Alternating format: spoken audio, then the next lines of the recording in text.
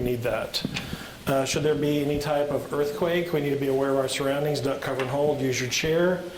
If there's an active shooter situation, we should get out, hide out, and take out.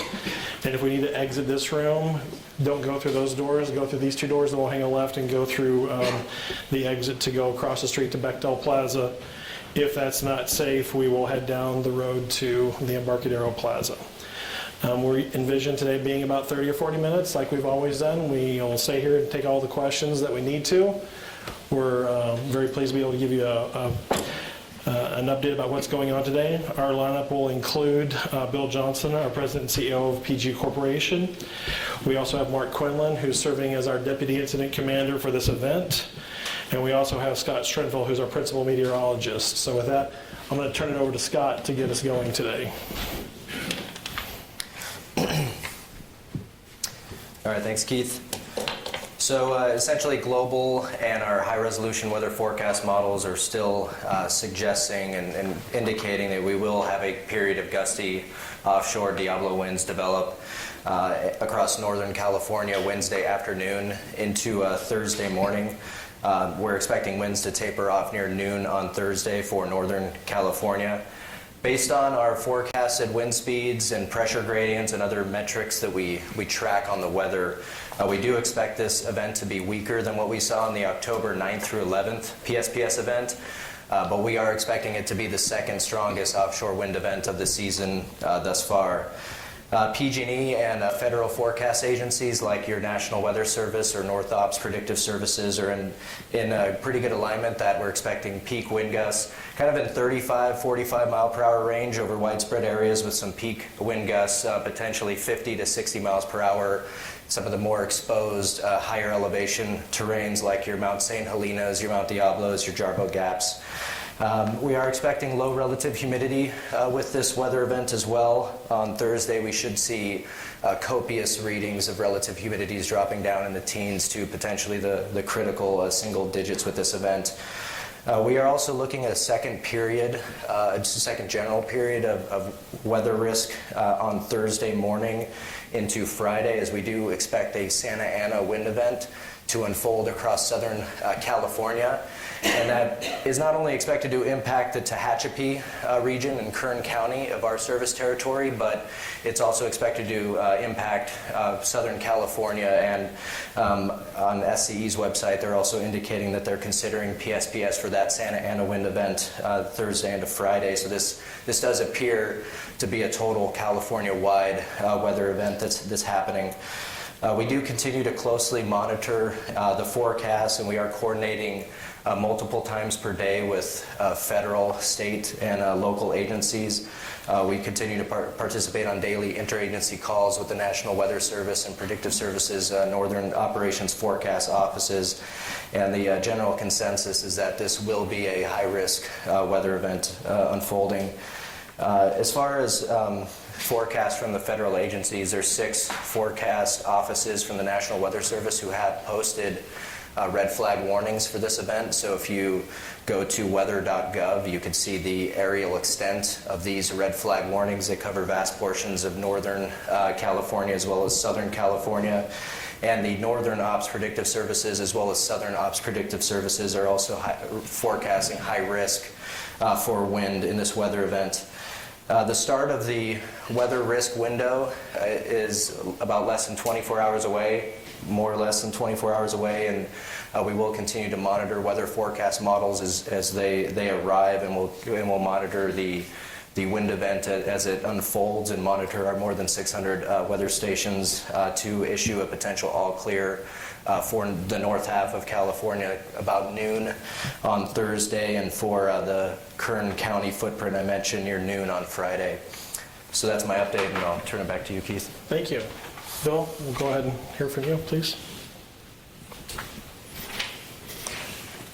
Well, good afternoon, everyone. I'm Bill Johnson, CEO and President of PG&E Corporation. This is our, second operational update regarding the planning for a potential PSPS this week. A few comments before we get to the status of potential shutoffs. The first concerns the letter I received today from Governor Newsom. in which he expressed his concerns about these shut-off events. And in that letter, he also endorsed the conclusions from the CPUC last week, both in their letter and at the hearing on Friday. So we share the governor's focus on public safety and on preventing catastrophic wildfire in our state. And that's the sole intent of the Public Safety Power Shutoff program, to prevent catastrophic fires when electrical equipment can spark because of vegetation. So we've absorbed the feedback we received from the governor's office, from the state agencies, and our customers and communities from the last event. We've taken those suggestions seriously, and we're working to incorporate as many of them as we can this week and in later PSPS events. One of the improvements we're working hard to make is the ability of our website to handle a high volume of traffic, because we want customers and the public to be able to access the tools and information we provide on that site. And yesterday I talked about having all of that information available on a temporary additional site, which would automatically redirect from PG&E.com. For about 45 minutes this morning, between 7 and 8 a.m., customers had trouble accessing that additional site. Our team quickly engaged with our third-party solution providers to address the issue as quickly as possible. We stopped redirecting to the temporary site, which means visitors to PG&E.com currently remain at PGE.com. The main site is stable, working well, including the address lookup tool and the outage map tool. So we encourage customers to go there, PGE.com, for information about tomorrow's potential PSPS. We continue to improve coordination with government agencies, in particular counties, cities, tribal governments in the potentially impacted areas. We have established a single point of contact for each county. We have dedicated agency helpline monitored 24/7 for special requests from our counties and tribes. We're offering each county a remote or on-site mapping specialist to provide more real-time information and technical support. And we're working with counties to finalize locations for community resource centers in the event we move forward with a PSPS tomorrow. As I said, our sole intent here is to prevent catastrophic wildfire sparked by electrical equipment in the conditions we find ourselves in. This can happen even when the equipment is in good shape and all the vegetation is properly trimmed. And we understand the hardship created by these shutoffs, and there are safety risks on both sides. But again, we've seen the impact of wildfires both over the years and recently in Southern California, and we're determined not to let that happen. If we call this event and have to restore power, our employees will be once more in the field, and I want to say a word about those folks. They're preparing for this event, doing work for our customers now, and will be involved in restoration if we call the event. I understand that people are not happy when their power is off. Seen and heard a lot of anger and other things toward our employees in the last event. I ask you to remember this: these people are trying to turn your lights on, they're trying to help you, they're trying to keep you safe. They are your neighbors, they live in your communities. So please do not direct your anger to the people doing their best to manage this event safely. So thank you for that, and now Mark Quinlan will give us a situational update.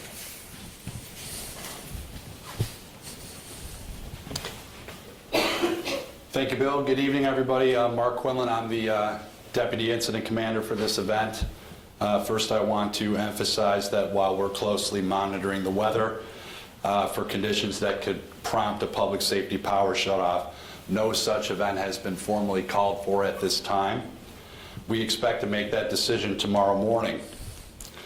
As you heard from Scott, our forecasts continue to show the potential for dry, hot, and windy weather in portions of our service territory, specifically in the Sierra foothills, the North Bay, a small section in San Mateo County, and an additional small section in Mendocino and Kern counties.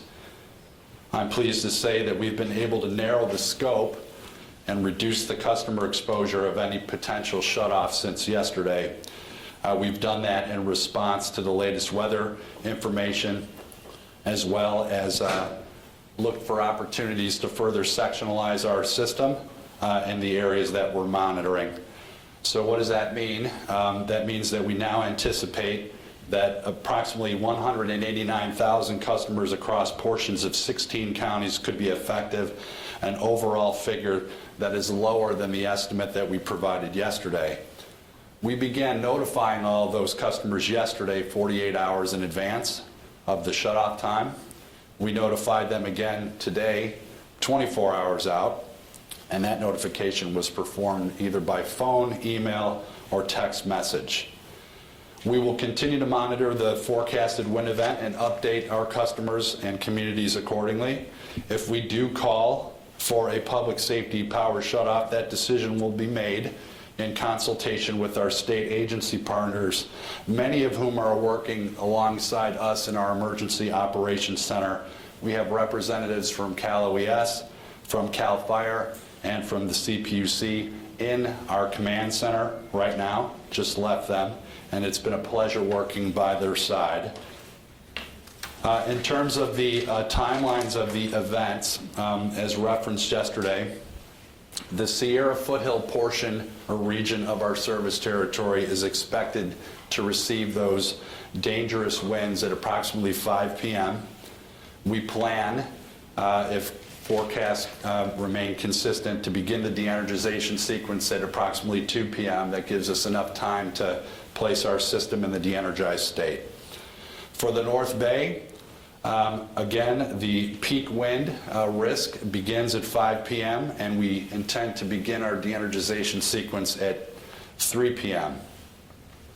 And for San Mateo County and Kern County, which is a new addition since our report out yesterday at this conference, the start time for those two events is 1 in the morning on Thursday, the October 24th.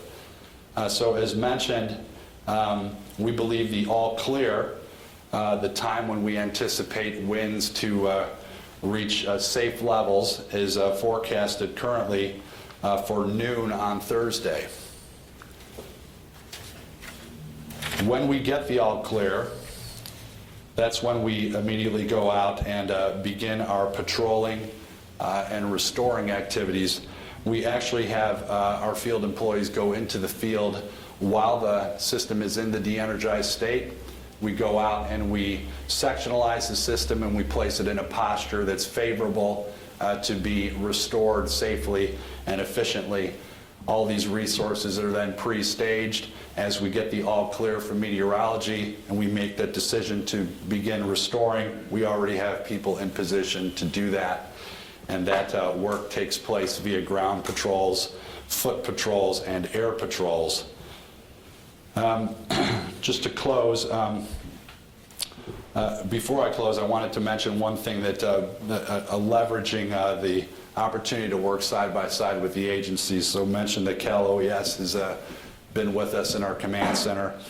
We're looking to increase our ability to restore quickly and perform patrols more rapidly. We primarily perform these patrols during daylight hours. That's our limiting factor with helicopter resources. We can't fly at night. We did leverage Cal OES and the CHP to allocate a fixed-wing aircraft with a high-resolution camera and infrared technology, which we believe will enable us to actually patrol our transmission system at night. We are going to conduct a test flight this evening with members of the CHP and our qualified electrical workers in the plane, and we're going to test that technology, and if all goes well, we'll be able to leverage that and patrol some of our infrastructure at night. What that does, that frees up the helicopter assets to patrol more of the distribution system. So we're looking forward to those results. So to close, I want to reiterate that we appreciate our customers' patience during this wind event and the time it takes for us to do those inspections. Fully understand the impact of not having electric service. We fully understand how disruptive that is to all of you. But I can assure you this, if we decide to move forward with this event, we're going to work as quickly and as safely as possible to make sure that the lines are in a safe condition prior to restoring, which will translate into safety for the public. So with that, I'll turn it back over to Bill.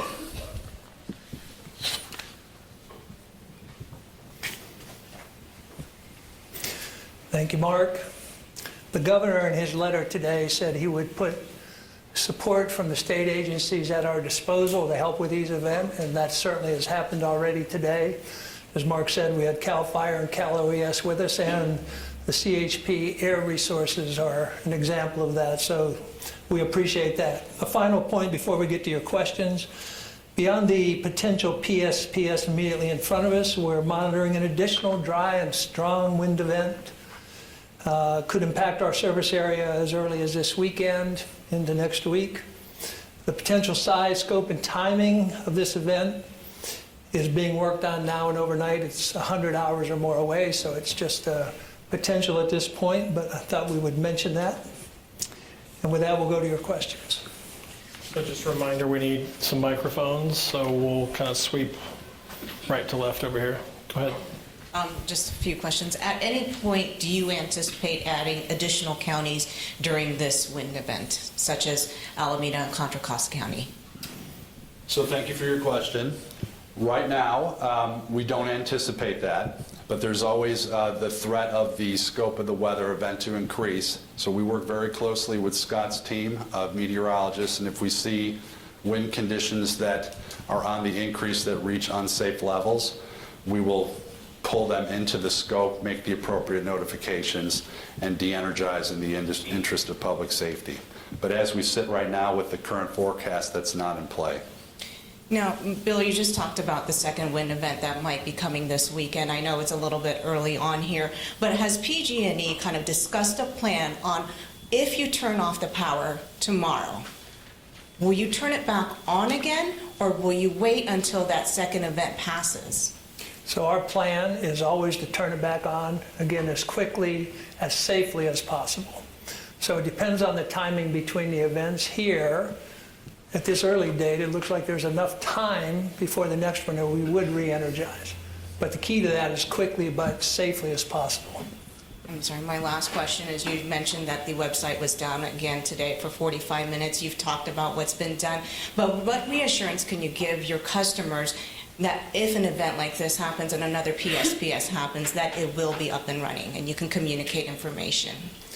Well, you can imagine how much testing of that system has gone on today and how intrusive I have been and the CEO of the utility has been and everybody in the EOC has been. So the best I can tell you is I have checked this myself and I'm keeping an eye on it, and it's working at the moment, and it better work. Okay, come over here to Kate and we'll go to Dan. Hi again, a few questions. Can you respond now in person to PG&E's rejection of Governor Newsom's request for reimbursements to households? Because it's been something we've been discussing for the past couple weeks. And can you also explain how PG&E's bankruptcy proceedings are involved in that? I don't recall that we rejected the proposal. I think we said we hadn't made a decision. First of all, we have a PS event right in front of us. We have a potential one right behind it. So at the moment, you can imagine we are focused on those things. Haven't had a lot of time to think about this. Am thinking about it. Am considering his request. I do think it would be inconsistent with the history here, with the policy and with the tariffs. But I think when we get done with fire season and we can quit just thinking in 24-hour increments, there's a time to have that discussion and maybe a policy discussion about is that the right answer. So we're not rejecting it, but we got more immediate things to say. I believe a PG&E spokesperson said it would complicate bankruptcy proceedings. Yeah, and I can't tell you exactly how it goes into the bankruptcy proceeding. Where is it in the stack of things? Is it somehow outside the bankruptcy proceeding? If it's in it, does it interfere with the ability to pay the fire victims? We have to sort all those things out. At the moment, we're focused on this event. So when we get through all these possible PSPSs, you're saying one this week and one potentially next week as well, are you saying there's a possibility that PG&E will reimburse their customers, businesses, homeowners, for the costs incurred during these outages? What I'm saying is I'm considering this in the context of everything else that's going on. Okay. Okay.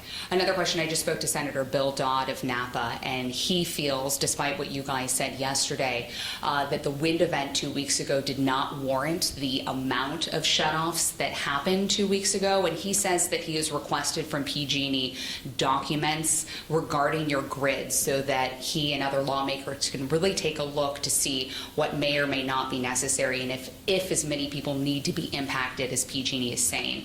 Why haven't you been able to work with his office to give him the documents he says he needs? I'm not sure we haven't worked with his office to give him the documents he needs. If he just asked for these, we may not have had time to do it. We have a few other things going on. And I understand the concern about people have about the scope. As I said yesterday, if you look where the damage occurred on the system, more than 100 incidents, each of which could have started a fire, is exactly on the scope we predicted and did the PSPS. So I continue to think we got the scope right. We have really excellent meteorology here. I think we got the scope right, and we will talk to the senator about whatever documents he needs. Okay, and one sort of logistical question. Redwood City and San Carlos have been on the San Mateo list. I don't know if it's been updated in the last hour, but we're hearing that, for example, they are on PG&E's list, but then people are getting next door alerts from officials in Redwood City, part of the city communications team, saying that Redwood City and San Carlos are not part of the outage. So I still think there's a little bit confusion. I know I looked on the map earlier, and Redwood City wasn't part of the orange area, but it was on a list. Can you explain that and sort of how you're working to communicate with local and officials about what areas may or may not be affected? Thank you for the question. I will say at this time, I'm not aware that Redwood City or San Carlos are in scope. The San Mateo County area that we've been looking at has been primarily in the Half Moon Bay area specifically. So I don't have the answer on those other two communities that you mentioned, nor can I speak to how they're getting their information.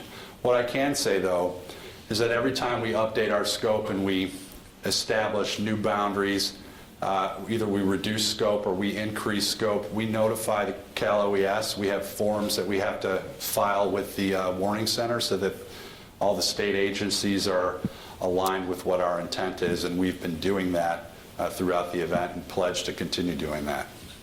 And in addition to that, we're also having calls with cities and counties numerous times a day to keep them up to date. So Redwood City is not part of the scope anymore, correct? I would just say let us take that offline and we'll get you an answer before we leave. So I'll have somebody checking that right now. Okay, thank you.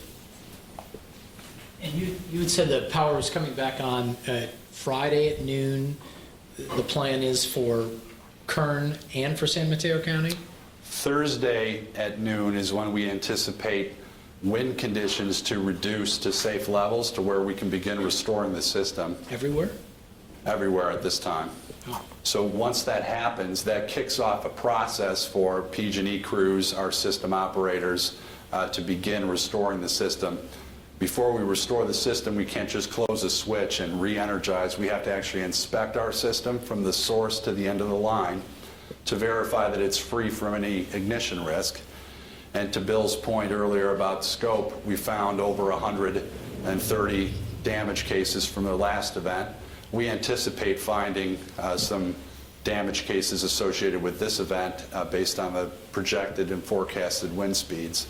So our intent is to begin patrolling and restoration activities at noon. I will say that as we patrol sections of the line, to my earlier point about going out and sectionalizing the system, we have a number of crews that are strategically placed along each section of circuit, and once we start patrolling and restoring, once we patrol an area clear, we'll energize that section, and then we'll start the next circuit or the next section.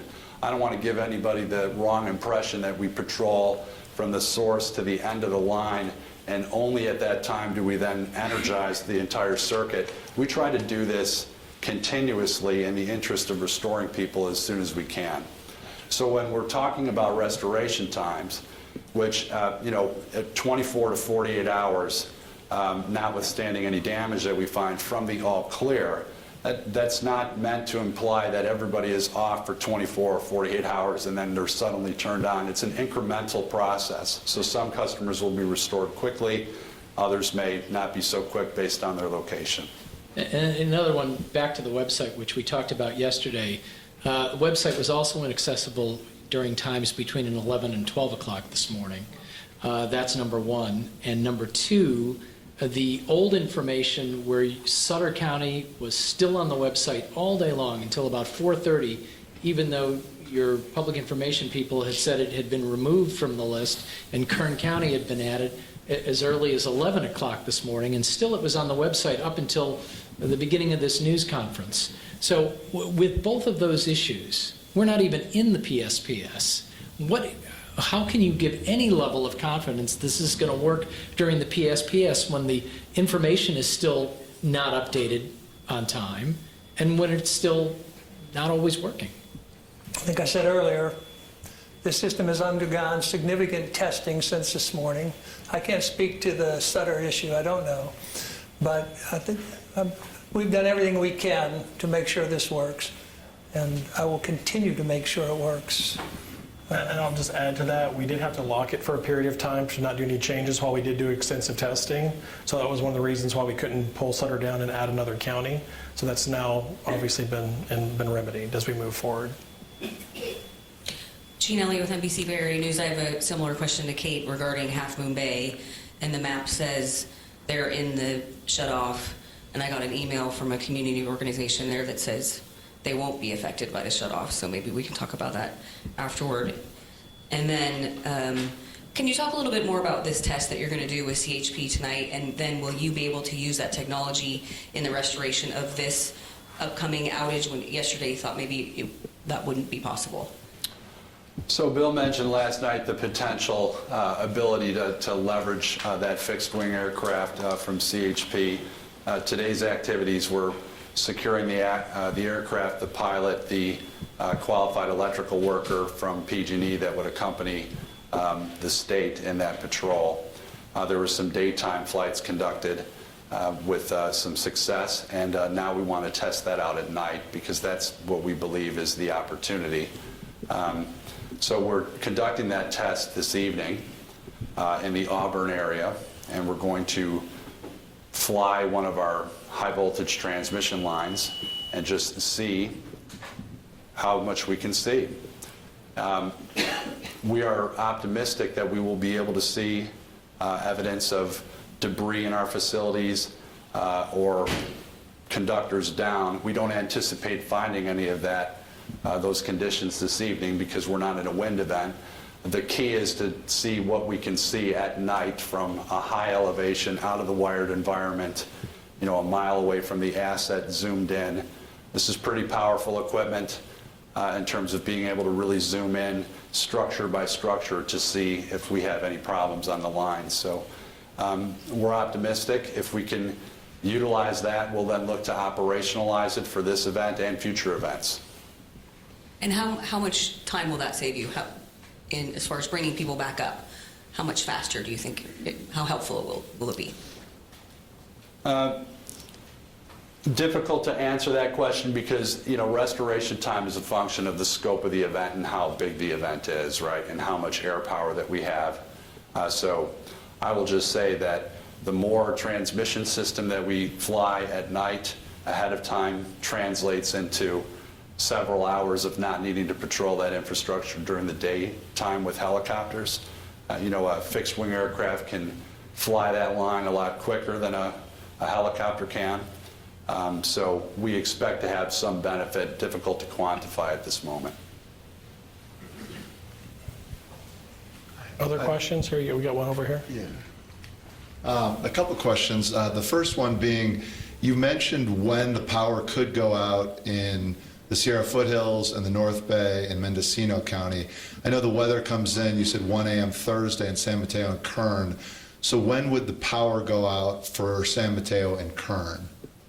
San Mateo and Kern, the area or the period of risk from a wind perspective is 0200, so 2 in the morning on Thursday. 2 in the morning. We want to begin the de-energization, the shut-off portion, to shut de-energize the assets at 1 in the morning. That gives us 60 minutes to do that.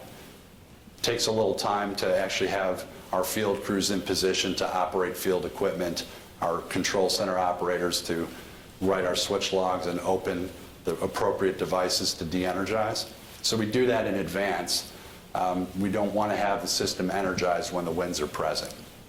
Also, I talked with a number of people in the last couple of days with medical needs. Have you worked with other agencies to open a community center that's open 24 hours a day, not just through daytime hours? And also, there were many complaints about cell phone because the systems were overloaded. Have you worked with any cell phone companies to bring in additional towers?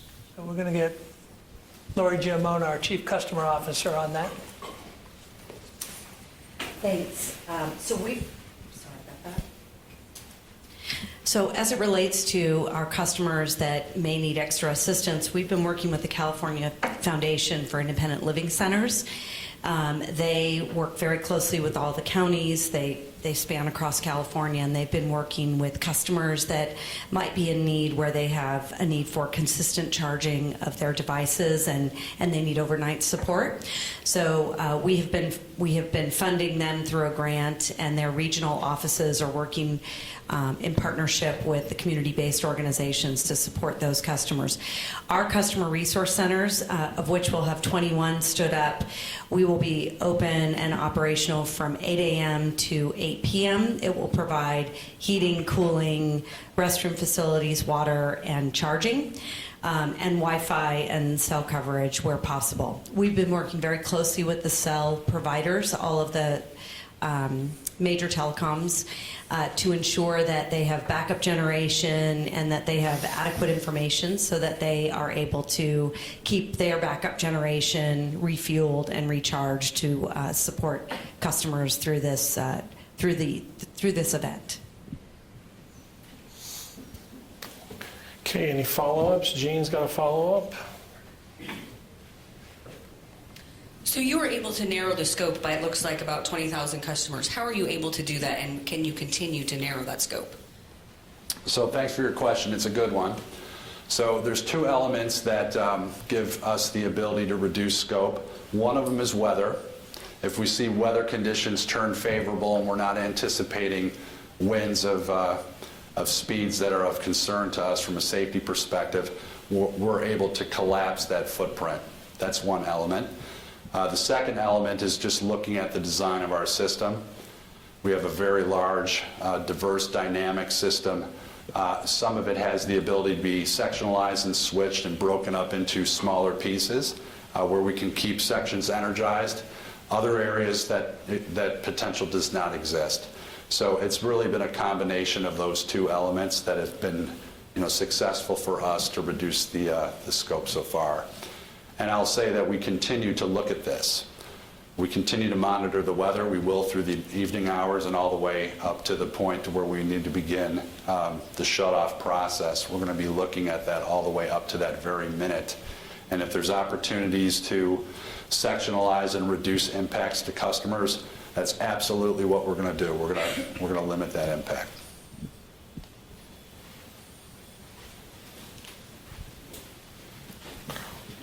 Hi, I don't know if this falls under what we need to talk about afterwards, but in terms of specific cities, I'm just looking at the map. Does it look like Calistoga and Santa Elena will be in the outage area? Because those are 2 pretty major town centers that could be affected. Thank you for the question. I believe so at this time. We do have, I'll just say this. We have a resilience zone that we're looking to execute on in Angwin, and we're looking to also use one of our interconnection hubs that in the Calistoga area to limit outages into the downtown area of that community.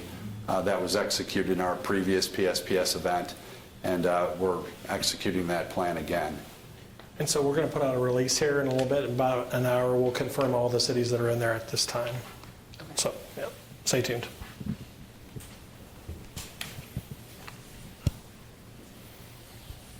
And what if the second wind event calls for more PSPS? What are the contingencies that are put in place to potentially have a power outage for 5 days or more? So we have a very strict and robust set of criteria on which we call these events. This has to do with wind speed, fuel conditions, humidity. It's very sort of precise. And so those conditions exist, and we are going to have to call the event because that's the only way to assure public safety. And one of my goals here is to make sure that we continue to have good public safety and nobody gets hurt. Depending on how long these last, we will have to think about what other contingencies we need to address. We're in the midst of that right now, thinking about the one coming up. I think if you ask us that question in a day or two and this event is either closer or not, we'll have a better answer, but I don't want us to get too ahead thinking about Saturday or Sunday when we got tomorrow to think about. Okay. Last call. All right, thank you. We'll be here tomorrow at 5:30. Appreciate it.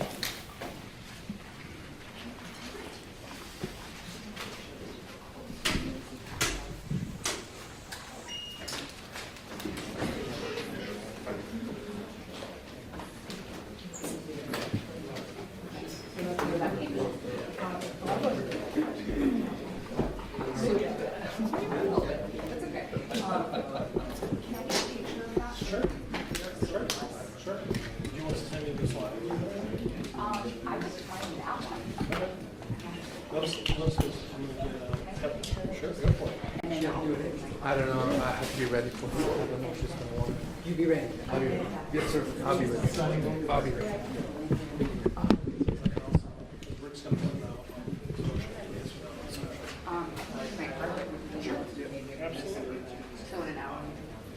Yeah, we got to release it. It's going to go back to the Q&A. You see all the cities. Again, it's dynamic. Well, it's dynamic. We'll get a couple hundred in, or a couple hundred thousand.